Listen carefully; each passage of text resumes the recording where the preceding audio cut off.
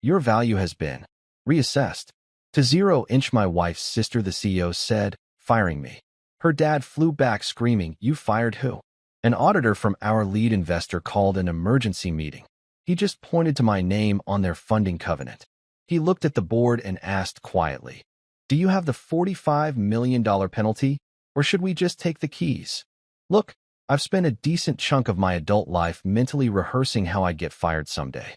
I'd pictured the whole scene in vivid detail, like some twisted career anxiety fever dream that plays on repeat at 3 in the morning when you can't sleep because you had too much coffee after dinner. In my head, it was always some middle-aged HR drone in a gray polyester suit that probably cost less than my lunch, sitting across from me in a beige conference room that smelled like stale coffee and broken dreams, delivering the news with all the warmth of a DMV clerk on a Monday morning. Maybe they'd slide a manila folder across the table, avoid eye contact, mumble something about going in a different direction or restructuring for synergy, and then shuffle me out the side door like I was smuggling state secrets. That's the fantasy, right? Clean, impersonal, maybe even a little dignified in its corporate sterility.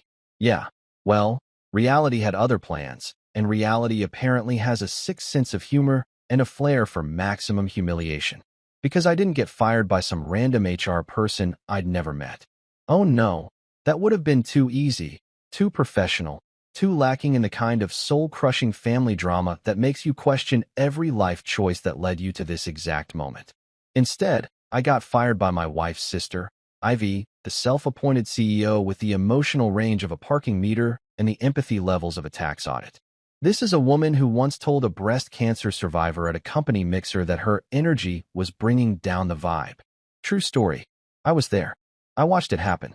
I've been watching a lot of things happen for the past 3 years, actually, mostly while wondering how the hell I ended up working for someone whose greatest accomplishment before taking over the company was getting verified on Instagram. The whole firing went down in conference room B, which is ironic because that's the same room where I'd pitched the series of funding strategy that basically saved this company from becoming another cautionary tale in TechCrunch's. Where are they now? Startup Failures Edition. There were about 15 people in there when it happened, mostly interns clutching their oat milk lattes like emotional support animals, probably live tweeting the whole thing or whatever the kids do these days. Ivy stood at the head of the table wearing this aggressively beige pantsuit that screamed, "I read a book about power dressing once," and she had this look on her face like she was about to announce the winner of America's Next Top Model instead of destroying someone's career. My security badge was sitting on the table in front of her, just lying there like evidence at a crime scene. And I remember thinking, oh, here we go. This is actually happening. She didn't even have the decency to do it quickly, like ripping off a Band-Aid. No, Ivy's the type who needs an audience for everything, who probably practices her inspiring speeches in the mirror while her rescue dog judges her from the corner. She picked up my badge between 2 fingers like it was contaminated, held it up so everyone could see, and then dropped it into a plastic trash bin with this exaggerated flick of her wrist, the kind of gesture you'd use to swat a particularly annoying fly. The badge hit the bottom with a pathetic little thunk that echoed in the sudden silence, and I swear to God, one of the interns gasped. Actually gasped. Like we were in a soap opera and not a third-floor conference room that smelled like dry erase markers and someone's leftover Thai food. But wait, it gets better because Ivy wasn't done. She had clearly prepared a line for this moment, probably workshopped it with her life coach or her astrologer or whoever it is she consults before making decisions that affect actual human beings. She looked right at me, and with the kind of condescending smile you'd give to a kid who just lost at musical chairs, she said, "Your value has been reassessed to 0. Your value has been reassessed to 0. I mean, give the woman credit. That's some creative cruelty right there. That's not just firing someone. That's firing someone and then backing over them with a Tesla on your way out of the parking lot." My brain, which apparently decided this was the perfect moment to become a stand-up comedian, immediately whispered to me, "Great, congratulations, you've officially been downgraded to leftover sushi. You know, the stuff that sits in the break room fridge for 3 days that nobody wants to claim, and eventually someone just throws it out because it's starting to smell weird and making people uncomfortable." And the room? Oh, the room ate it up. "Tucker, Ivy's 22-year-old assistant who looks like he gets his fashion advice from a vape shop catalog and whose job responsibilities include vibing with the brand and managing Ivy's energy, literally snorted. Like a pig. This kid snorted like he'd just invented comedy, like he'd personally written the joke instead of just being present for someone else's humiliation. I watched him elbow the intern next to him, probably expecting a high five or a TikTok collaboration or whatever validation young sociopaths crave these days. The other people in the room did that thing where they suddenly find their phones or the ceiling tiles or their own hands absolutely fascinating. Anything to avoid making eye contact with the guy who just got publicly executed in a business casual setting. Meanwhile, I just stood there, completely calm. Hands clasped behind my back in that power stance I've perfected over years of investor meetings and board presentations. The same posture I used that time the server room literally caught on fire, and I had to evacuate the building while simultaneously explaining to our biggest client why their data might be temporarily inaccessible. I didn't move toward the generous exit package envelope that was sitting on the table like some kind of consolation prize, the corporate equivalent of, "Thanks for playing. Here's a coupon for therapy." I didn't touch the ridiculous wicker basket labeled HR snack pack that someone had thoughtfully filled with microwave popcorn and granola bars, because apparently nothing says, "Sorry about your career," like snacks you could buy at a gas station. I didn't argue, didn't plead, didn't even blink. I just stood there thinking one crystal-clear thought that burned through my brain like a neon sign in the fog. "Lady, you just fired the one guy whose name is tattooed into the funding covenant like an angry ex's initials on a drunk college kid's bicep." See, here's what Ivy didn't know, or more likely, what Ivy didn't bother to read because reading actual contracts cuts into her morning meditation time. When we closed our Series B funding 18 months ago with Everlock Capital, there was a clause. Clause 14C, to be specific. A beautiful, legally binding piece of text that stated, in terms so clear that even Tucker could probably understand them if someone read them out loud slowly, that my termination without explicit investor consent would constitute a material breach of the funding agreement. And you know what happens when you breach a funding agreement with a private equity firm that has more lawyers than we have employees? Nothing good. Nothing good at all. But I didn't say any of that. I didn't explain or educate or warn, because honestly, some lessons you need to learn by faceplanting directly into them at full speed. Instead, I just gave Ivy a small nod, the kind you'd give someone who just told you an interesting but ultimately irrelevant fact about weather patterns, and I walked out of that conference room with my head up and my dignity intact, leaving my company laptop right there on her desk like a parting gift, a little technological landmine for her to deal with later. I walked past the open plan office where people pretended to be deeply focused on their screens, past the overpriced espresso machine that we bought because some consultant said it would boost morale, past the motivational posters about disrupting the status quo that suddenly seemed hilariously ironic, and out into the parking lot where my car was waiting like a loyal friend. And you know what I felt as I drove away from that building, from that company I'd helped build from basically nothing into something that actually mattered? I felt light. I felt free. I felt like someone who just got out of a toxic relationship and finally realized they were dating a parking meter with a LinkedIn account. Because here's the thing nobody tells you about getting fired, especially when you get fired by someone who's about to regret it so hard they'll need prescription medication. Sometimes the trash takes itself out, and sometimes you're not the trash at all. Sometimes you're the one person who knew where all the bodies were buried, who understood how everything actually worked, who kept the lights on while everyone else was busy posting inspirational quotes on Instagram about hustling and grinding. Sometimes you're the guy with the backup plan. And brother, did I have a backup plan?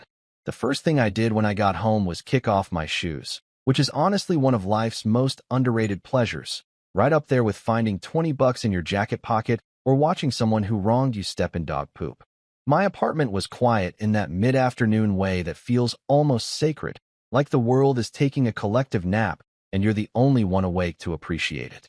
No buzzed fluorescent lights, no passive-aggressive Slack notifications, no Tucker hovering nearby like a cologne-soaked mosquito asking if I'd seen the analytics on our brand sentiment. Just blessed, beautiful silence and the faint hum of my refrigerator doing its thing. I went straight to the kitchen, opened my cabinet, and pulled out a bottle of Cabernet that I'd been saving for a special occasion. Now, I know what you're thinking. Getting fired is a special occasion? And yeah, you're absolutely right. This was special. This was the beginning of something beautiful, the opening act of a revenge story, so satisfying it would make Shakespeare weep with joy. The bottle was dusty, which meant it had been sitting there since probably 2019, back when I still had hope that working for family wouldn't eventually feel like volunteering for emotional terrorism. I grabbed a wine glass, because I'm not an animal, and I poured myself a generous serving of that deep red liquid courage. It tasted like justice, or maybe like grapes. Honestly, I'm not a sommelier, but it was good, and that's what mattered. Then I did something that Ivy, in her infinite wisdom and her carefully curated Instagram feed full of #girlboss quotes, didn't know I could do. Something that Tucker with his blockchain tattoo and his collection of Supreme hoodies couldn't even conceptualize. Something that would have made the HR department have a collective aneurysm if they'd known about it during my tenure. I went to my workstation, the real one, not the company-issued MacBook that was probably already being wiped and reassigned to some eager new hire who thought working for Ivy was going to be a growth opportunity. No, I'm talking about my personal setup, my fortress of solitude, my digital panic room that I'd built out of equal parts paranoia and pattern recognition.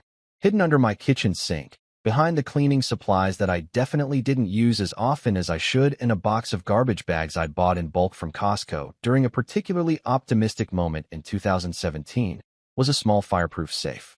Inside that safe was an encrypted external hard drive that contained something more valuable than gold, more powerful than any severance package, more devastating than any exit interview. It contained every single document, email, spreadsheet, contract, and post-it note doodle from the past 4 years of my life at that company. I'm talking about the good stuff, the real stuff, the kind of paper trail that makes lawyers salivate and causes corporate executives to wake up in cold sweats at 3 in the morning. You don't grow up with in-laws like mine without developing a healthy sense of paranoia. Actually, let me rephrase that. You don't survive Thanksgiving dinner with Mitchell's family without learning that everyone is exactly one glass of wine away from betraying you for sport. These are people who turn holiday dinners into blood sport, who've perfected the art of the backhanded compliment to such a degree that it should be studied in universities. My wife's family gatherings weren't just social events. They were risk assessments, strategic planning sessions, and sometimes full-on combat simulations.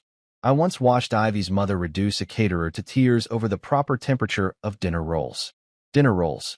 So yeah, I'd learned early on that trust was a luxury I couldn't afford, and documentation was my best friend, my insurance policy, my ace in the hole.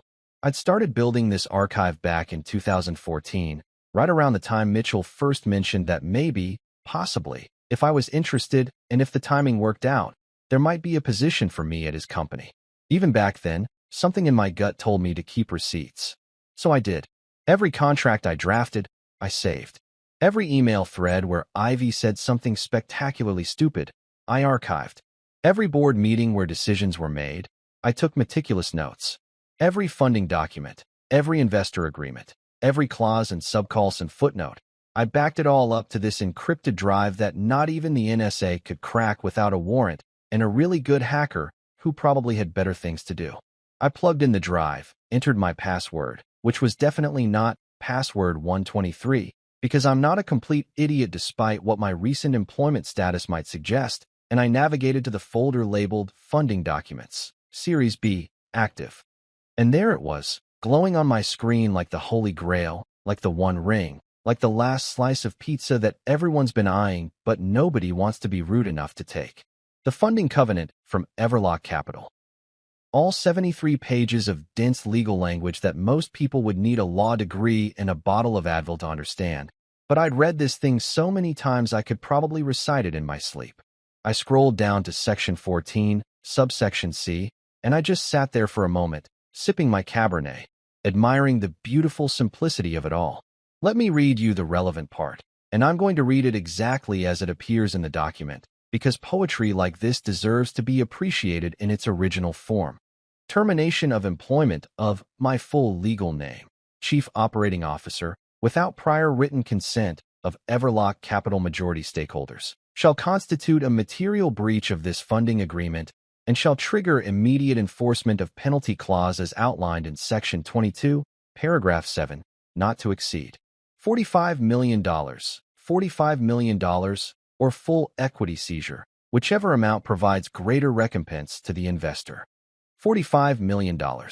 That's not a typo. That's not a mistake. That's not negotiable. That's what happens when you fire me without asking the people who actually own most of your company if it's cool. And let me tell you something about private equity firms like Everlock Capital. They don't do anything without putting clauses like this in place. They don't hand over tens of millions of dollars because they believe in your vision or they're inspired by your passion or they think your company culture is just super neat. They do it because they've done their homework. They've identified the key people who actually make things work, and they've protected their investment with more legal firepower than a small nation's military budget. My name wasn't just somewhere in that document. My name was woven into that covenant like it was part of the damn DNA. I was listed as essential personnel. I was classified as a key operational stakeholder. My continued employment was literally, legally, contractually tied to the funding terms. And Ivy, bless her heart, had just violated that agreement so hard that I'm surprised the document itself didn't spontaneously combust from the sheer audacity of it all. I picked up my phone and called my lawyer, Anderson, because of course his name is Anderson. He's the kind of lawyer who wears suits that cost more than most people's rent and has a voice that sounds like he gargles with gravel and reads Supreme Court decisions for fun. I've kept him on retainer since 2016, back when I first suspected that working for family might eventually require legal intervention. And let me tell you, that retainer fee has been the best investment I've ever made, better than Bitcoin, better than my 401k, better than that one time I bought Apple stock in 2009. The phone rang exactly once before he picked up. Not 2 rings, not 3. 1. Because Anderson is the kind of lawyer who knows that when I call, it's not to chat about the weather or discuss our feelings or ask for restaurant recommendations. When I call Anderson, things are happening, and those things usually involve contractual violations and large sums of money changing hands in ways that make people very uncomfortable. I didn't say hello. I didn't ask how he was doing. I didn't engage in small talk because small talk is what you do with your dentist or your Uber driver, not with the legal assassin you've hired to protect your interests. I just said 2 words, clear and simple. Activate 3.7. There was a pause on the other end of the line, maybe half a second, which in Anderson time is basically a celebration. Then he responded with 2 words of his own. Understood. That's it. No questions, no clarifications, no are you sure about this? Or, let's think this through. Just understood. And then he hung up. Because that's what you want in a lawyer. You don't want someone who's going to hold your hand and ask about your feelings. You want someone who reads footnotes instead of BuzzFeed listicles, who considers contract law light bedtime reading, who gets genuinely excited about things like breach penalties and liquidated damages. Protocol 3.7 was something we'd established 2 years ago during one of our quarterly "What if everything goes wrong" strategy sessions. It was the nuclear option, the break glass in case of emergency plan, the legal equivalent of flipping the table and setting the room on fire on your way out. Activating 3.7 meant that Anderson would immediately file notice with Everlock Capital about the breach, provide them with all necessary documentation, and basically start the countdown timer on Ivy's self-inflicted corporate apocalypse. I sat back in my chair, swirled the Cabernet in my glass like I was in a movie about sophisticated revenge, and I smiled. Not a big smile, not a maniacal villain smile, just a small, satisfied smile like someone who just completed a really difficult puzzle or parallel parked perfectly on the first try. Because here's the thing about planning for the worst. When the worst actually happens, you're not scrambling. You're not panicking. You're not desperately trying to figure out your next move. You're just executing a plan that you've already thought through, refined, and prepared for every possible contingency. Ivy thought she was firing Deadwood.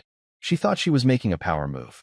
She thought she was proving something to Daddy about her leadership abilities and her vision and her capacity to make tough decisions. What she actually did was trigger a clause that was going to cost her everything. And the beautiful part? She did it to herself. I didn't sabotage her. I didn't set her up. I just made sure that if she ever decided to do something monumentally stupid, there would be consequences. Real ones. The kind that don't go away with a LinkedIn apology post or a company-wide email about learning and growing. I finished my Cabernet, rinsed out the glass because I was raised right, and I thought about what tomorrow would bring. Anderson would file the notice. Everlock would receive the documentation. And somewhere in a corner office with a view she didn't earn, Ivy would get a phone call that would ruin her whole week. Maybe her whole year. Possibly her entire career. And I would be right here, in my apartment, with my encrypted drive and my wine collection and my completely clear conscience, watching it all unfold like the world's most satisfying reality show. By the next morning, my phone had transformed into what I can only describe as a digital dumpster fire. The kind of chaotic explosion of notifications that usually only happens when you accidentally post something controversial on Twitter or when your mother discovers group texts. I'm talking about that specific kind of phone behavior where it just keeps buzzing and dinging and lighting up like a slot machine that's about to pay out. Except instead of winning money, I was winning front row seats to the most spectacular corporate implosion since that time Blockbuster decided Netflix wasn't a real threat. It was glorious. It was beautiful.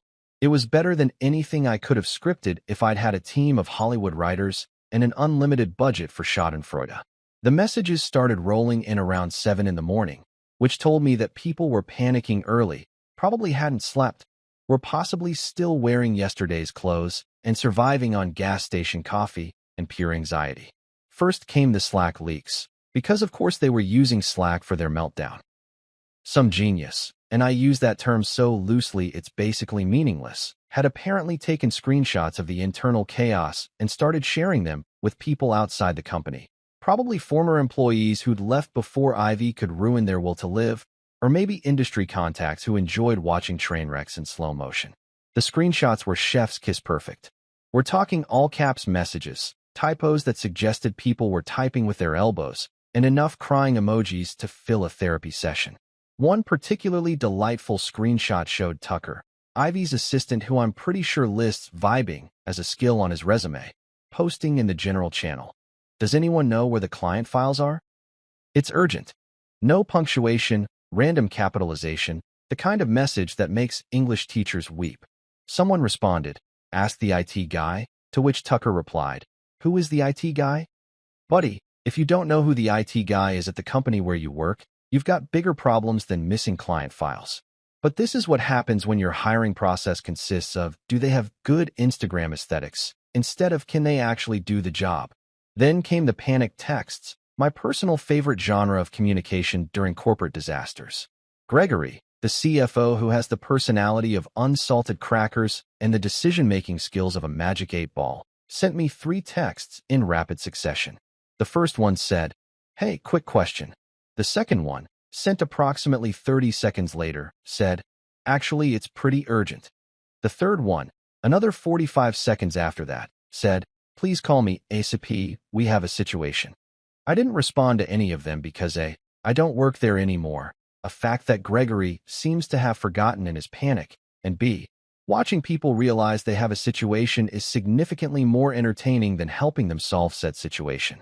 But my absolute favorite message came from Derek, one of the operations managers who I'd trained personally, who I'd mentored, who I'd basically held by the hand through every crisis for the past 2 years. Derek, bless his heart, sent me a message that just said, "Do you still have the compliance tracker?" And I just stared at that message for a solid minute, letting the absurdity of it wash over me like a warm bath of vindication. The compliance tracker, the single most important document for our upcoming audit. The thing I'd warned everyone about approximately 47 times. The spreadsheet I'd updated religiously every week like it was my religion and Excel was my god. Derek wanted to know if I still had it.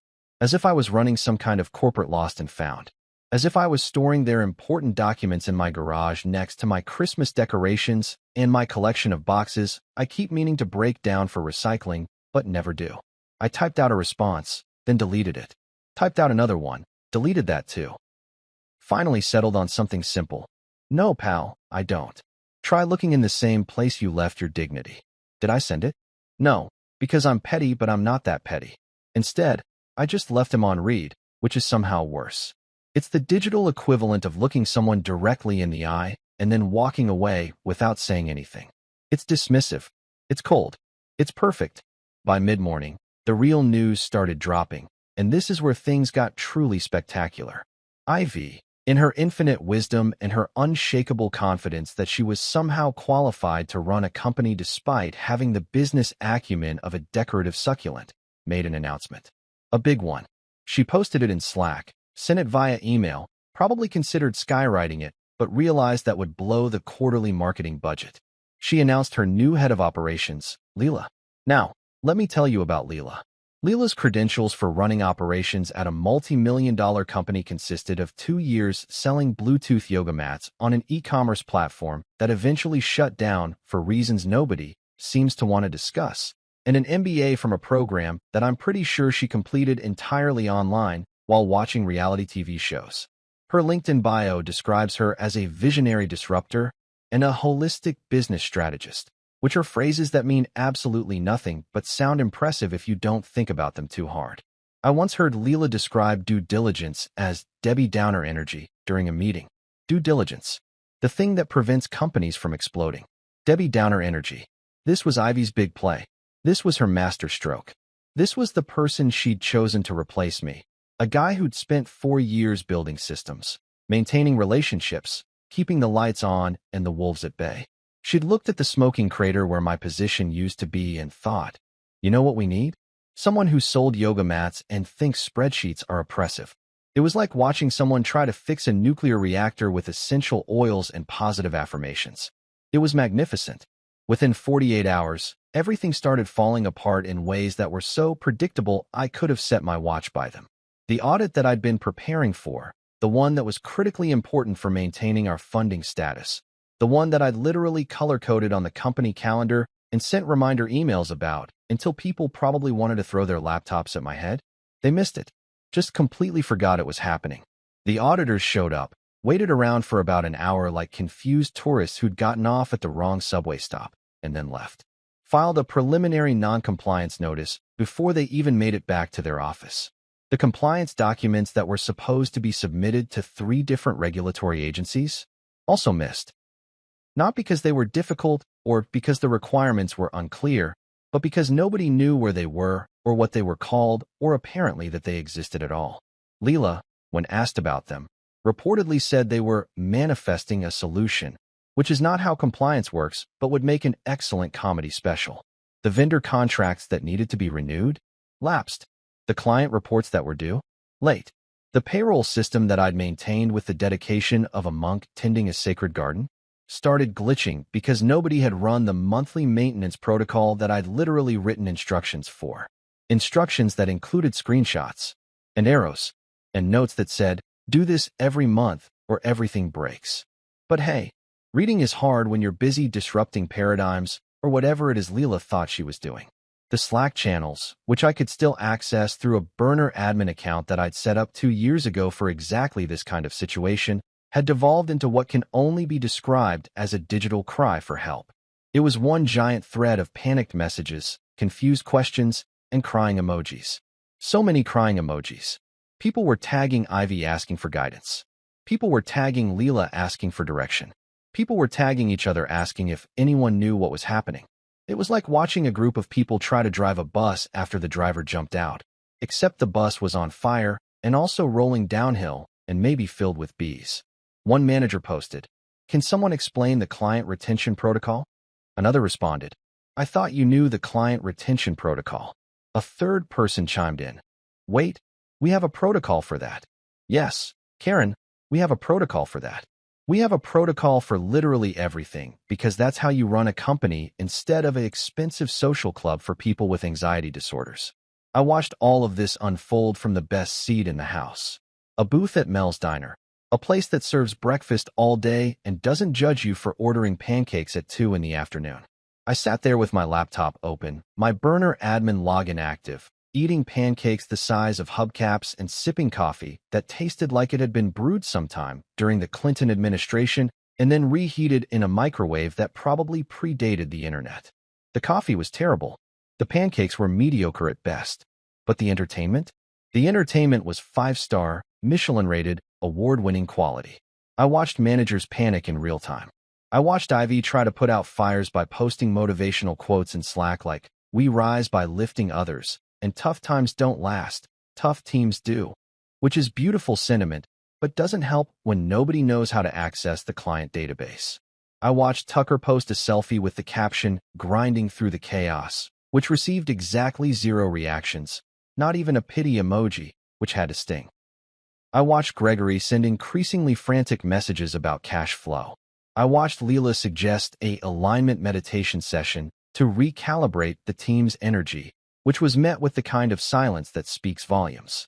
I watched the whole thing spiral further and further out of control, like a snowball rolling down a mountain, picking up speed and debris and probably some small animals along the way. And honestly, it was better than Netflix. Better than any TV show, any movie, any form of entertainment I'd paid money for in the past decade.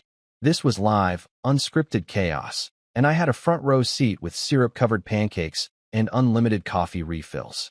The waitress, whose name tag said Brenda, and who looked like she'd seen everything life had to offer and wasn't impressed by any of it, kept refilling my coffee without asking, occasionally glancing at my laptop screen. At one point she asked, "You watching something good?" I looked up at her, smiled, and said, "You have no idea." She nodded knowingly, like she understood that sometimes the best entertainment is watching other people's problems unfold from a safe distance, and she topped off my coffee one more time. Brenda got it. Brenda was people. I stayed at that diner for 6 hours, watching the company implode in slow motion, watching Ivy's grand vision crumble like a sandcastle at high tide, watching everything I'd built and maintained and protected fall apart without me there to hold it together. And I felt absolutely nothing except satisfaction and the mild regret that I'd eaten too many pancakes and probably needed to take a walk later. This was just day 2. The real fun hadn't even started yet. The news hit the company grapevine like a tsunami warning, except instead of water coming to destroy everything, it was something far more terrifying. Mitchell was coming home early. Mitchell, my father-in-law, the actual founder of the company, the man whose name was still on the building even though Ivy had tried to rebrand it as a collaborative space for innovative synergy or some other meaningless collection of business buzzwords. Mitchell, who was supposed to be enjoying his semi-retirement in Tuscany, playing golf on courses that cost more per round than most people's monthly rent, sipping wine that came from vineyards with names I couldn't pronounce, living his best life far away from the day-to-day operations that he'd handed over to his daughter in what I can only assume was either a moment of temporary insanity or the world's longest practical joke. The man had flown back early, canceled his tea time, which for Mitchell was like canceling Christmas, left behind the Italian countryside and the fresh pasta and the scenic views to come back to the office, which meant something catastrophically bad had reached his ears, probably through Gregory, who has never met a crisis he couldn't immediately escalate to the highest possible authority figure while simultaneously having a small nervous breakdown. I wasn't there for Mitchell's arrival, obviously, because I was busy being fired and no longer having building access, but I heard about it from approximately 17 different sources within the first hour, each one adding their own dramatic flourishes to the story until it sounded like something out of a Greek tragedy, except instead of gods and mortals, it was about private equity and PowerPoint presentations.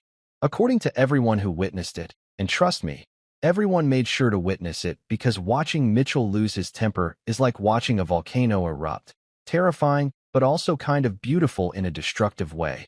He stormed into headquarters around 10 in the morning like Zeus descending from Mount Olympus.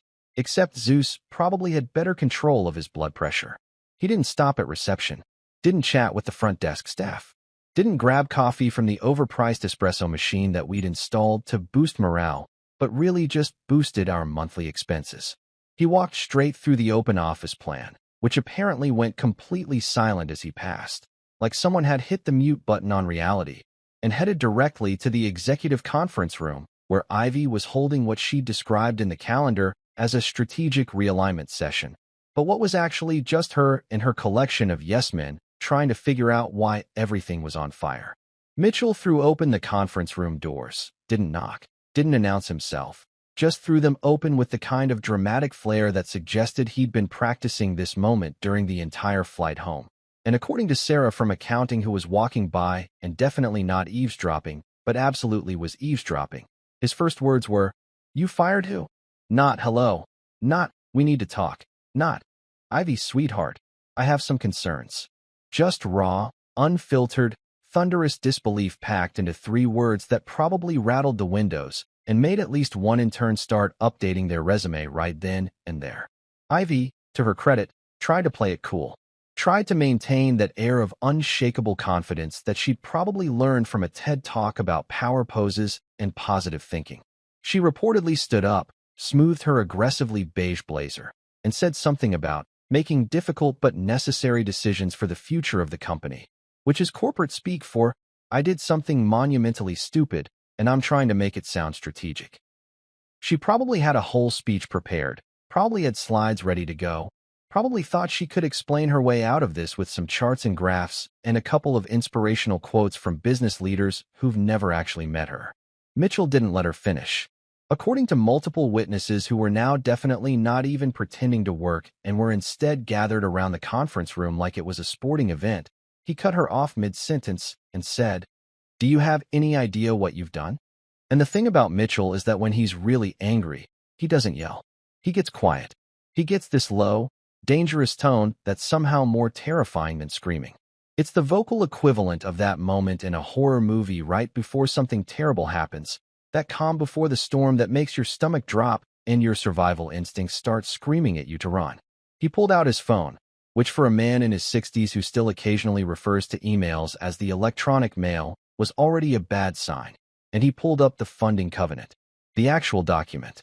He'd somehow gotten his hands on it, probably through Gregory, or maybe through one of the board members who'd started having panic attacks the moment they heard about my termination. And he started reading it out loud. In the conference room, with Ivy and her entire strategic realignment team sitting there like students who just realized they forgot about the final exam. He read Clause 14C word for word, with particular emphasis on my name every single time it appeared in the text, which was a lot. Termination of my name, without prior written consent, and my name is designated as essential personnel, and any action taken against my name must be approved by. My name echoed through that conference room like a curse, like a ghost haunting their bad decisions, like a reminder that actions have consequences, and those consequences have my name tattooed all over them. Tucker, who was apparently in this meeting because of course he was, because Ivy takes him everywhere like he's an emotional support handbag, reportedly started Googling how to fake a stroke on his phone, which several people noticed because Tucker has never been subtle about anything in his entire life. Leela, the new head of operations with her yoga mat credentials and her vibes-based approach to business management, looked confused, which was apparently her default expression during any conversation that involved actual numbers or legal terminology or reality in general. But Ivy, oh Ivy, according to witnesses, she tried to spin it. She actually tried to spin the fact that she'd violated a legally binding funding covenant. She called it a modern restructuring approach and suggested that the clause was open to interpretation and that, in today's dynamic business environment, we need to be flexible with traditional constraints. Which is like saying, I know the speed limit is 65, but I feel like limits are just suggestions and I'm more of a go-with-the-flow kind of driver, right before you get pulled over and realize that police officers are not interested in your personal philosophy about traffic laws. Mitchell just stared at her. This long, silent stare that probably lasted about 10 seconds but felt like an eternity.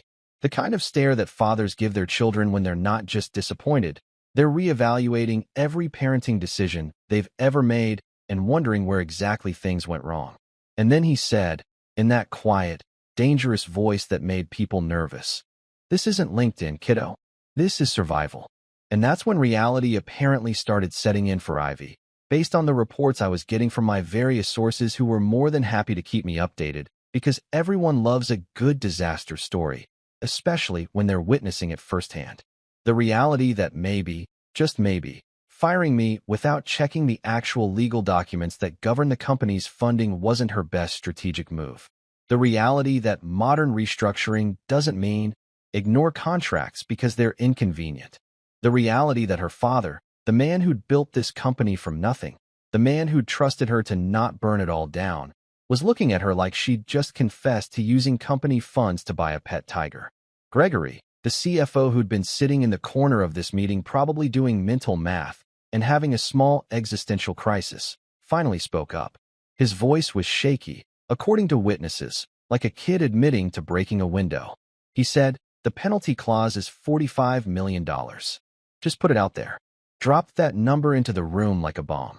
$45 million.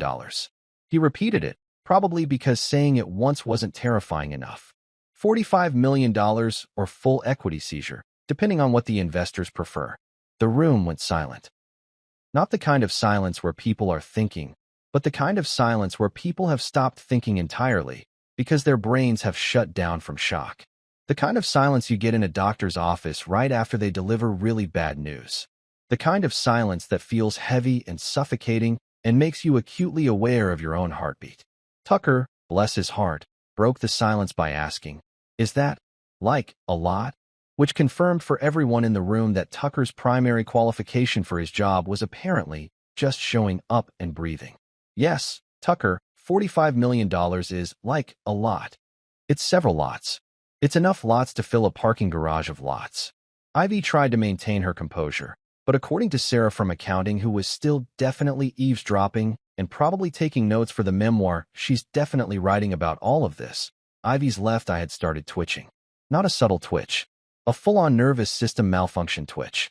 The kind of twitch that says, "I am processing information that my brain does not want to accept, and my body is rebelling against reality." Mitchell closed his phone, put it back in his pocket, and walked over to the window. He stood there for a moment, looking out at the parking lot where his car was probably still warm from the drive from the airport, and he said something that everyone in the room would remember for the rest of their careers, would probably tell their grandchildren about, would maybe get tattooed somewhere if they were that kind of person. He said, "We need to call him." Just that. We need to call him. He didn't need to specify who him was. Everyone knew. Everyone in that room. Everyone in the building. Everyone who'd been watching this disaster unfold in real time knew exactly who needed to be called. The guy with his name in the funding covenant. The guy who'd been keeping the lights on. The guy who'd been fired into a trash bin 2 days ago like he was expired leftovers. Me. Ivy reportedly said, "Dad, we can handle this. We just need to." But Mitchell cut her off. Didn't even turn around from the window. Just said, "No, Ivy. We can't. You can't. This is beyond you." Which had to sting. That's the kind of thing that keeps you up at night. That makes you wonder if your father still believes in you. That probably required therapy to process. But also, completely accurate. And from my position at home, reading the text updates and the Slack leaks, and the increasingly panicked emails that people kept forwarding to me like I was running some kind of corporate disaster news service, I smiled. Not a big smile. Not a vindictive smile. Just a small, satisfied smile, like someone who'd predicted the weather correctly and remembered to bring an umbrella while everyone else got soaked. They needed to call me. Of course they needed to call me. The question wasn't whether they'd need to call me. The question was how long it would take them to realize they needed to call me, and how desperate they'd be by the time they actually worked up the courage to dial my number. Turns out, pretty desperate. And we were only on day 3. If you've never had the pleasure of watching a private equity auditor walk into a room, let me paint you a picture of what that looks like, because it's honestly something everyone should experience at least once from a safe distance, preferably while eating popcorn and not being personally responsible for whatever financial nightmare is about to unfold. These aren't your friendly neighborhood accountants who do your taxes and ask about your kids. These are the people who show up when serious money is on the line and someone needs to figure out exactly how badly you've screwed up and how much it's going to cost to fix it. If it can even be fixed at all, which in this case, spoiler alert, it couldn't. Brandon Fields from Everlock Capital arrived at the office at exactly 9 o'clock on a Thursday morning. Because people like Brandon don't do fashionably late or sorry, traffic was crazy. They do punctual. They do precise. They do. I told you I'd be here at 9, and it is now 9, and here I am.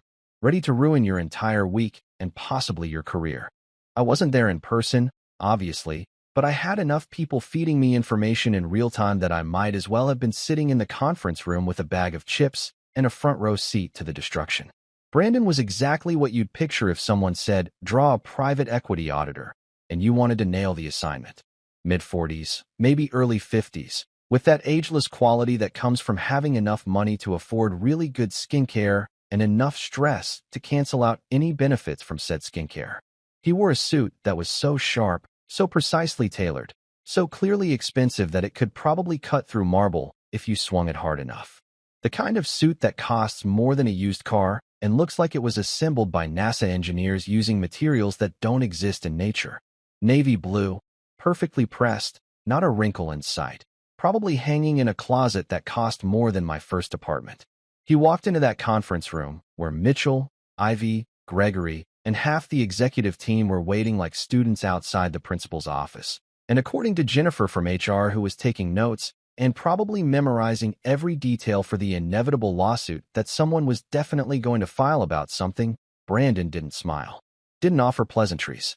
Didn't do that fake friendly thing that people do in business meetings where everyone pretends to care about each other's weekends and their opinions about the weather. He just walked in, set his briefcase down on the conference table with a thud that probably echoed in people's souls, and got right to business. He didn't shake anyone's hand, which is such a power move that I have to respect it.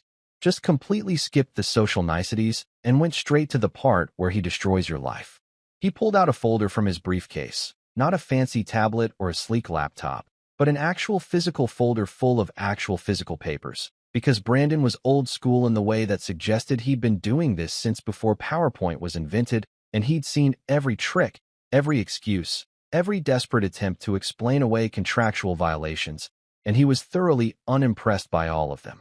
He opened the folder, and I'd bet my entire savings account that he did it in slow motion, like a magician revealing the card you picked, except instead of a card it was documented evidence of massive contractual breach, and instead of magic it was legally binding financial devastation. He placed one particular document on the table, oriented it so everyone could see it, and then he pointed to a specific line with his pen, which was probably also expensive and definitely looked like it could double as a weapon if necessary. "This," he said, and his voice was exactly what you'd expect from someone whose job is to deliver bad news professionally. Calm, cold, clinical, the vocal equivalent of a walk-in freezer. Not mean, not angry, just completely devoid of warmth or sympathy or any indication that he viewed the people in front of him as human beings rather than line items on a spreadsheet. This is the funding covenant clause regarding essential personnel. Specifically, Clause 14C. There it was. My clause. My beautiful, ironclad, legally bulletproof clause that I'd watched them draft during the Series B negotiations, that I'd made sure was included specifically because I knew, even back then, that working for family was a risk and I needed insurance. And now that insurance was about to pay out in spectacular fashion. Brandon's finger, still pointing at my name in the document, didn't move. He let the silence sit there for a moment. Let everyone in the room really absorb what they were looking at. Let the reality sink in like cold water seeping through a cracked foundation. Then he looked up, made direct eye contact with Ivy, which according to witnesses made her physically recoil like he'd pointed a gun at her, and he asked the question that probably still haunts her dreams. "Do you have the $45 million penalty?" He paused, and that pause was chef's kiss perfect, the kind of dramatic timing that actors spend years trying to master. "Or should we just take the keys?" Just like that. No build-up. No explanation. No, let's discuss our options, or perhaps we can work something out. Just a simple binary choice delivered with all the emotional investment of someone asking if you want fries with your burger. Pay us $45 million right now, or hand over the company. Option A or option B. Choose your own adventure. Accept both adventures, and with you being completely screwed, just in slightly different ways. The room went dead quiet, and I mean dead quiet in a way that probably made people aware of their own breathing and heartbeat and the existential dread of their mortality. The kind of quiet where you could hear someone's stomach gurgling 3 seats away. The kind of quiet that makes you want to cough just to break the tension, but you don't because that would draw attention to yourself. And right now the safest thing to be is invisible and perfectly still. Gregory, the CFO, who I'm pretty sure had been having a continuous panic attack since Mitchell got back from Italy, and whose stress levels were probably visible from space at this point, tried to do math in his head. You could see it happening. You could watch his eyes glaze over as he attempted to calculate whether they had $45 million just lying around, which they definitely didn't, because I knew exactly how much cash they had on hand, and it was nowhere near that number. Gregory's mouth opened, then closed, then opened again like a fish that had been yanked out of water and was deeply confused about its new situation. His face went through several shades of pale, which I didn't even know was possible until multiple people described it to me in separate text messages. We're talking white, then gray, then a kind of greenish tint that suggested his breakfast was considering making a return appearance. He started to say something, stopped, looked at his laptop screen like it might have answers, looked back at Brandon, and then finally managed to squeak out, "We would need to. We'd have to." But he couldn't finish the sentence because there was no good way to finish that sentence. Ivy, sitting at the head of the table in what was technically still her chair in what was technically still her company for approximately the next 30 seconds, tried to smile.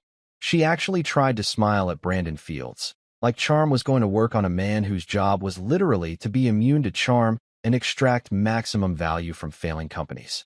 She attempted that smile she probably practiced in the mirror, that CEO smile that's supposed to project confidence and control, but according to everyone who saw it, the smile came out wrong. It was the smile of someone who's just realized they're in a horror movie and they're definitely not the final girl. Her mascara, that expensive designer mascara that probably cost more per ounce than gold and was supposed to be waterproof and smudge-proof and probably nuclear war-proof based on the marketing, was starting to sweat. I didn't even know mascara could sweat. I didn't know that was a thing that could happen to makeup. But apparently, when you're stressed enough, when the reality of your catastrophic mistakes is sitting across from you in a suit that costs more than a Honda Civic, your mascara starts to betray you. Little beads of black were forming in the corners of her eyes, threatening to run down her face and take with them any remaining shred of the composed, professional image she was desperately trying to maintain. Brandon, for his part, didn't rush them, didn't tap his watch or sigh impatiently or do anything to suggest he was in a hurry. He just sat there, perfectly still, perfectly calm, like he had all the time in the world, and they had exactly none. This was a man who'd done this before, probably dozens of times, probably hundreds. This was his Thursday. This was just another boardroom, just another company that had violated their terms, just another group of executives realizing that contracts actually mean something and you can't just ignore them because it's inconvenient. Mitchell, my father-in-law, the founder, the guy whose name was literally on the building, stood by the window with his arms crossed over his chest like he was physically holding himself together. He wasn't looking at Brandon. He wasn't looking at Ivy. He was staring out at the parking lot, probably at his car, probably thinking about Tuscany and golf courses and how he could have stayed there instead of flying back to watch his daughter destroy everything he'd built. His jaw was clenched so tight that you could probably see the muscles working from across the room. Tucker, because Tucker was apparently still in these meetings despite adding absolutely nothing of value to any conversation ever, had his phone under the table and was definitely texting someone, probably updating his LinkedIn profile to remove any association with this company, probably reaching out to his network about new opportunities and exciting transitions, probably preparing his excuse for why this job didn't work out that would somehow make it seem like it wasn't his fault. Leela, the head of operations with her yoga mat credentials and her holistic business strategies, looked confused, which was becoming her signature look in any meeting that involved actual business concepts. She leaned over to whisper something to the person next to her, probably asking what a funding covenant was or why everyone seemed so upset or if they'd considered doing a group meditation to manifest a solution. Gregory finally managed to speak, and what came out was possibly the saddest collection of words ever assembled in that particular order. He said, his voice barely above a whisper, "We're approximately 27 million short." He paused, swallowed hard, looked like he might cry or vomit or possibly both simultaneously, and then added, "If we stop payroll. If we stop payroll." Think about that for a second. They were $27 million short of the penalty, even if they literally stopped paying every single employee. That's not a cash flow problem. That's not a temporary liquidity issue. We are so catastrophically broke that we couldn't pay this penalty, even if we fired everyone and sold everything that isn't nailed down situation. Brandon didn't react, didn't look surprised or satisfied or disappointed. His expression didn't change at all. He just closed the folder, placed his expensive pen back in his expensive pocket, and stood up.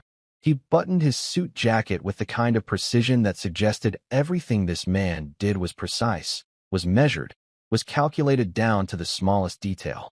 He picked up his briefcase, which probably contained the legal documents that would transfer ownership of the company to Everlock Capital. And he said something that I wish I could have heard in person, because apparently it was delivered with perfect, devastating calm. I'll be in touch regarding the transition timeline. Someone from our legal team will contact you within the hour to discuss asset transfer protocols. Asset transfer protocols. That's corporate speak for "we're taking everything." That's the business equivalent of the repo man showing up to take your car, except instead of your car, it's your entire company. And instead of a repo man, it's a private equity firm with lawyers who went to schools that have Latin mottos and cost more per year than most houses. And then Brandon Fields walked out of that conference room, leaving behind a group of executives who were processing the fact that their company, the company that Mitchell had founded, that had been in the family, that Ivy had been so confident she could run despite having no qualifications whatsoever, was about to belong to someone else. Finally, Gregory asked, his voice barely above a whisper, like he was afraid of disturbing something, "Is that from Everlock?" He already knew the answer. Everyone in that room knew the answer. But sometimes you have to ask the obvious question just to break the silence, just to confirm that the thing you're dreading is actually happening and not just a stress-induced hallucination. Mitchell nodded, didn't elaborate, just nodded. Then he opened the envelope with the kind of careful precision that people use when they're handling something dangerous, like defusing a bomb or opening a box that might contain spiders. He pulled out the document inside, which was several pages of dense legal text printed on letterhead that probably cost more per sheet than regular paper, because even the stationery of private equity firms needs to communicate wealth and power. He read it silently first. His face, which had been carefully neutral, went through several stages of reaction that Jennifer later described to me as acceptance, horror, resignation, and then this weird calm that was somehow scarier than the horror. He read the entire thing, all however many pages it was, while everyone else sat there in silence, waiting, probably running through their own mental calculations of how bad this could be, and then multiplying those calculations by 10 because things were always worse than you initially thought. When he finished reading, Mitchell set the document down, took off his reading glasses, rubbed his eyes like he was trying to erase what he'd just read from his visual memory, and then he said something that made at least two people in the room audibly gasp. He said, 72 hours expired. 72 hours. That's how long they'd had to respond to the initial breach notification, to either pay the penalty or negotiate terms or do literally anything to address the situation. 72 hours that had apparently come and gone while they were busy having meetings and projecting emails and crying about mascara and trying to figure out what a funding covenant was. 72 hours that they'd somehow failed to use productively, failed to even acknowledge, failed to take seriously until it was too late.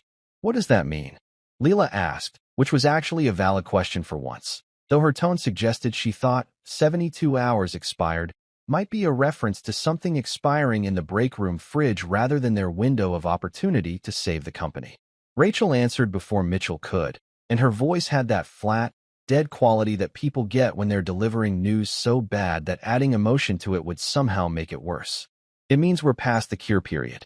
It means Everlock doesn't have to negotiate. It means they can proceed directly to seizure. Seizure. Such a clinical word for what was essentially corporate death. Such a professional term for, we're taking everything you own and there's nothing you can do about it. It's like calling a car crash a vehicular incident, or calling a breakup an interpersonal dissolution. The words don't change what's happening. They just make it sound less catastrophic, which somehow makes it more terrifying because it strips away the emotion and leaves only cold, hard consequences.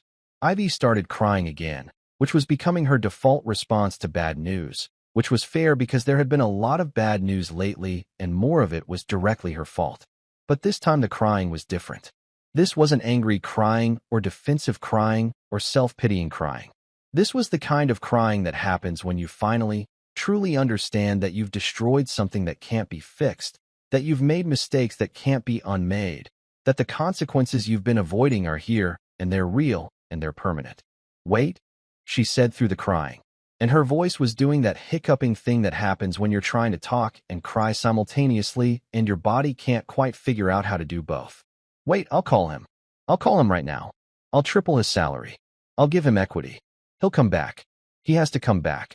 The desperation in her voice was almost painful to hear about, even secondhand, even from people who were describing it to me via text message and Slack DMs, and one very detailed phone call from Sarah, in accounting, who apparently had nothing better to do than narrate corporate collapse in real time. This was Ivy finally understanding that I wasn't just some employee she could fire on a whim, that I was actually important, that I had actually been holding things together, and now everything was falling apart, and she needed me to come back and fix it, except it was way too late for that. Mitchell looked at his daughter, and according to everyone who was there, his expression was something that none of them had ever seen before. Not anger, not disappointment, something deeper and sadder and more final than either of those things. He said, very quietly, he already declined. The room went silent again. Ivy stopped mid-sob, her mouth literally hanging open like a cartoon character who'd just been told something incomprehensible. Gregory's hand froze halfway to his bottle of Tums. Tucker looked up from his phone. Even Leela seemed to grasp that something significant had just been said, though whether she understood what it was remained unclear. What? Ivy finally managed to say. What do you mean he declined? You haven't even called him yet. Mitchell sighed, the kind of sigh that carries the weight of multiple poor decisions and their compounding consequences, and he said, I called him yesterday, offered to triple his salary, offered full operational control, offered a seat on the board, offered everything I could think of to offer. He paused, and that pause was apparently long enough for everyone to start hoping that maybe the story had a happy ending, that maybe I'd said yes, that maybe there was still a chance to fix this catastrophic mess. But of course there wasn't, because I hadn't spent the last week watching them implode just to swoop in and save them at the last minute like some kind of corporate superhero. That's not how this story was going to end. And Ivy prompted, her voice desperate, needing to hear the words even though she probably already knew what was coming. Mitchell looked directly at his daughter when he delivered the news, probably because he wanted her to understand, really understand, the full scope of what she'd done. He said, and he told me he'd moved on. Said I should have called before I handed you the keys. Then he hung up. The silence that followed was the kind of silence that ancient philosophers probably wrote about, the kind of silence that exists in the moment between everything being potentially okay and everything being definitively not okay. It was the sound of hope dying, of options evaporating, of the last possible solution walking away because it had been treated like trash and thrown into a plastic bin in front of a room full of interns. Ivy collapsed back into her chair. Not dramatically, not theatrically, just sort of deflated, like someone had released all the air from her, like she was a balloon that had been floating around pretending to be important and had finally accepted gravity. She didn't cry anymore, didn't protest, didn't suggest alternative solutions or pivot strategies or any of the things she usually did when faced with problems. She just sat there, staring at nothing, probably running through every decision that had led to this moment and realizing that most of them had been catastrophically bad. Gregory, because Gregory was a numbers guy and numbers guys always need to quantify everything even when quantifying makes things worse, said what everyone was thinking but nobody wanted to say out loud. So we're done. The company is done. Everlock is going to seize everything, and there's nothing we can do about it. Mitchell didn't confirm or deny it. He just stood there by the window, looking out at the parking lot again, at his car, probably thinking about Italy and golf, and how he should have just stayed retired instead of trying to save a company that his daughter was determined to destroy through sheer incompetence and unearned confidence. And according to my sources, that's when the final nail in the coffin arrived. The conference room phone rang, which was unusual because nobody used the conference room phone except for scheduled calls, and this definitely wasn't scheduled. Rachel answered it, said hello, in a voice that suggested she already knew this call wasn't bringing good news, listened for about 30 seconds, said, I understand, in the flattest tone imaginable, and then hung up. That was Everlock's legal team, she said to the room. They're sending over the seizure documents within the hour.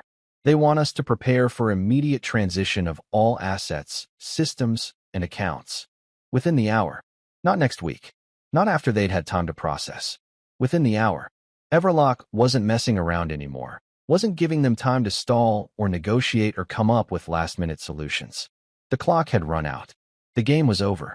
The company that Mitchell had built, that had employed dozens of people, that had been supposed to be Ivy's legacy, was about to belong to someone else. And somewhere in my apartment, I was making breakfast, scrambled eggs and toast, listening to a podcast about true crime, completely removed from the chaos that was happening in that conference room. My phone was on the counter, fully charged, volume on, ready to receive calls that I knew were never going to come now because it was too late, far too late, and everyone in that building was finally understanding just how too late it actually was. If you thought Ivy's previous meltdowns were impressive, and they were, in that spectacular train wreck kind of way that makes you unable to look away even though you know you should, then you weren't prepared for what happened next. This wasn't crying. This wasn't mascara running down her face like she'd just watched the ending of a sad movie. This was a full-scale nuclear meltdown, the kind that makes people uncomfortable and has HR wondering if they should call someone. Maybe a professional, maybe security, maybe both. According to the multiple eyewitness accounts I received, each one more detailed than the last because apparently everyone needed to process this by telling someone about it. Ivy literally lunged across the conference table. Not metaphorically lunged. Not leaned forward aggressively.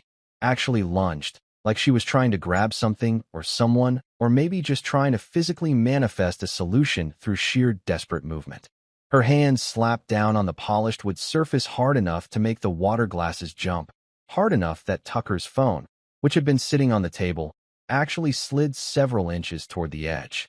"Wait," she shouted, and her voice had gone up about an octave into that register that people hit when they're panicking, when their brain has stopped producing rational thoughts and has started just throwing out whatever words come to mind in hopes that some combination of them will fix everything. "Wait, I'll call him. I'll triple his salary. No, quadruple. I'll give him whatever he wants. He'll come back. I'll make him come back." The desperation was palpable, apparently. Jennifer said it was like watching someone drown, watching them grab at anything hoping it'll keep them afloat. Except Ivy was drowning in consequences, and there wasn't a life preserver in sight. She kept talking, words tumbling out faster and faster like if she just said enough of them. Eventually, the right combination would appear and undo everything that had happened. "I'll give him my office. He can have full control. I'll step down. I'll do whatever he needs. We just need to call him right now, immediately, before Everlock sends those documents." Her eyes were wild, darting around the room, looking at each person like they might suddenly have the magic solution, like someone might stand up and say, "Actually, here's how we fix this," and everything would be okay. That's when Mitchell shut her down, and he did it in the way that only parents can, with that tone that's not quite yelling but is somehow more effective than yelling. That voice that just ends conversations because there's a finality to it that doesn't leave room for argument. He stood up from his chair, looked directly at his daughter, and said one word. "Stop." Just that. "Stop." And Ivy stopped. Mid-sentence, mid-gesture, mid-whatever desperate thing she was about to say next. She froze like someone had hit pause on her, her mouth still slightly open, her hands still on the table, and you could see the exact moment when reality finally, truly, completely sank in. When she understood that there was no magic combination of words, no amount of money, no desperate last-minute phone call that was going to fix what she'd broken. He already declined. Mitchell said again, slower this time, enunciating each word like he was explaining something to a child who wasn't understanding a simple concept. "I offered him everything. More money than he was making before. More control than he had before. I begged Ivy. I actually begged him to come back and help us." He paused, and that pause was heavy enough to have its own gravitational field. And he said no. Mitchell sat back down, and the way he did it suggested that he'd aged about 10 years in the past week, that carrying the weight of his daughter's mistakes and the collapse of his company and the death of his legacy was physically exhausting in a way that golf and retirement in Italy definitely weren't. He said, quiet but clear, for the record, he wasn't lying. He declined in advance just for this moment. That little detail, that beautiful little detail that I'd specifically arranged, hung in the air like smoke. I'd called Anderson weeks ago and told him that if Mitchell ever called begging me to come back, to make sure Mitchell knew that I'd already said no. I'd pre-declined. I'd rejected them before they could even make the offer, because I knew exactly how this was going to play out, and I wanted to make sure that when they finally realized they needed me, they'd also realize it was too late. Ivy collapsed back into her chair, and this time there was no crying, no hysterics, No dramatic gestures or desperate plans or last-ditch efforts. Just silence. The kind of silence that happens when someone finally accepts defeat, when they stop fighting because there's nothing left to fight for, when all the energy drains out of them and leaves behind just the hollow understanding that they've lost. Even Tucker, who'd been scrolling through his phone during most of this, looked up and seemed to grasp that something significant had happened. He glanced around the room, probably reading the expressions, probably trying to figure out if this was the kind of serious that meant he should start looking for a new job immediately, or if he could wait until Monday.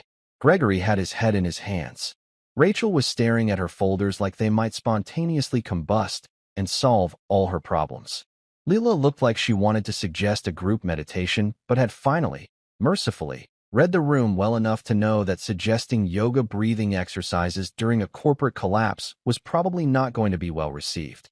And in that conference room, in that silence, with Ivy deflated in her chair and Mitchell staring out the window, and everyone else processing the fact that the company was about to be seized by Everlock Capital, there was nothing left to do but wait for the final documents to arrive and make it all official. The meltdown was over. Not because Ivy had calmed down or found peace or accepted what was happening, but because there was nothing left to melt down about. The worst had happened. The disaster was complete. And no amount of lunging across tables or offering quadruple salaries or begging was going to change the ending of this story. While all of this was happening, while Ivy was melting down and Mitchell was staring out windows and Gregory was probably developing an ulcer in real time, where was I? Was I in some high-rise office orchestrating my revenge like a movie villain? Was I pacing around my apartment waiting by the phone for the inevitable desperate call? Was I monitoring Slack channels and refreshing my email every 30 seconds to catch every delicious detail of the implosion? Nope. I was hiking. Specifically, I was about 4 miles up a switchback trail in Tahoe, surrounded by pine trees that smelled like Christmas and freedom, breathing in air so clean and fresh it felt like it was washing away 4 years of corporate toxicity with every inhale. The trail was challenging enough to keep me focused, but not so difficult that I couldn't appreciate the view, which was spectacular in that way that makes you understand why people write songs and poems about mountains and lakes and nature doing its thing without any regard for human drama. I'd planned this hiking trip weeks ago, back when I first activated Protocol 3.7, because I knew exactly how this was going to play out, and I knew I wanted to be as far away from civilization as possible when it all came crashing down. Not because I was hiding, not because I was avoiding anything, but because watching a company implode from a conference room or an apartment is one thing, but watching it implode while standing on a mountain surrounded by natural beauty that existed long before corporate America and will exist long after? That's poetry. That's art. That's the kind of revenge that tastes better than anything you could plan. My phone was in my backpack, turned off, because I wasn't some kind of masochist who needed to watch every notification roll in. I knew what was happening. I knew Mitchell would call. I knew Ivy would have her meltdown. I knew Everlock would send their documents and start the seizure process. I didn't need to watch it in real time. I could catch up later, read the text messages, hear the stories, piece together the timeline from multiple sources who would be more than happy to tell me every excruciating detail. The lake below was this impossible shade of blue, the kind of blue that doesn't look real, that makes you think someone photoshopped reality. I stopped at a lookout point, pulled out my water bottle, took a long drink, and just stood there appreciating the fact that while my former company was dying a slow, painful death, I was here, free, breathing fresh air, with absolutely zero stress about compliance reports or vendor contracts, or whether Tucker had figured out how to access the client database. I ate some trail mix. The good kind, with the chocolate chunks and the dried cranberries, not that garbage with too many raisins that nobody actually wants. Each handful tasted like victory, like justice, like the universe finally balancing its scales after 4 years of dealing with Ivy's incompetence and Tucker's existence, and board meetings that could have been emails and emails that shouldn't have been sent at all. Around noon, I made it to the summit, which offered a view that probably cost less to experience than one of Ivy's strategic consulting sessions that never actually produced any useful strategy. I sat on a rock, pulled out my sandwich that I'd packed that morning, and just existed in that moment. No notifications, no meetings, no corporate politics. Just me, a turkey sandwich, and the satisfaction of knowing that somewhere, several hours away, people were learning expensive lessons about reading contracts and not throwing essential personnel into trash bins. By the time I got back to cell service, which was late afternoon when I'd hiked back down, and was sitting in my car in the parking lot debating whether to get burgers or tacos for dinner, because life is full of important decisions, my phone exploded. And I mean exploded in that way that makes you think maybe you won the lottery or possibly someone died. Except you know exactly what happened, because you planned for this exact scenario months ago, when you first realized that working for family was a ticking time bomb with a very specific detonation date. 347 notifications. Text messages, missed calls, voicemails, Slack DMs that somehow still reached me even though I technically didn't work there anymore. Emails with subject lines ranging from urgent to please read to one that just said, "Oh my God," in all lowercase, which somehow felt more dramatic than the all-caps ones. I scrolled through them slowly, savoring each one like fine wine, each message a little piece of the story that I'd already written the ending to. The final notice from Everlock had been delivered. Official seizure of all company assets, effective immediately. Full operational control transferred to Everlock Capital pending restructuring and compliance review. Every single thing that Ivy had thought she owned, every desk and computer and coffee machine and motivational poster about disrupting paradigms, now belonged to someone else. The company that Mitchell had built, that had been supposed to be Ivy's legacy, was gone. Just like that. Signed, sealed, delivered, seized. But here's the beautiful part, the cherry on top of this already delicious sundae of schadenfreude, the compliance oversight. See, when private equity firms seize a company, they need someone to come in and clean up the mess, to establish proper systems, to make sure everything is running according to actual regulations instead of whatever vibes-based approach the previous management had been using. They need consultants, specialists, people who know what they're doing. And according to the final email in my inbox, the one from Brandon Fields himself, compliance oversight and operational restructuring had been assigned to MK Advisory Group, my firm, the consulting company I'd been quietly building for the past 2 years while Ivy was busy making TikToks about girl boss energy and Tucker was busy being Tucker. The business I'd registered, staffed, and prepared specifically for this moment when everything would fall apart and someone would need to pick up the pieces. I'd created my exit strategy before I even needed it, had built my safety net before I jumped, had prepared for the worst while hoping I'd never need to use it. Except I did need it, because Ivy fired me into a trash bin, and now my company was being hired to fix the company that had fired me. The irony was so perfect it should have been taught in business schools as a case study in long-term planning and justified revenge. The next morning, I drove to the office.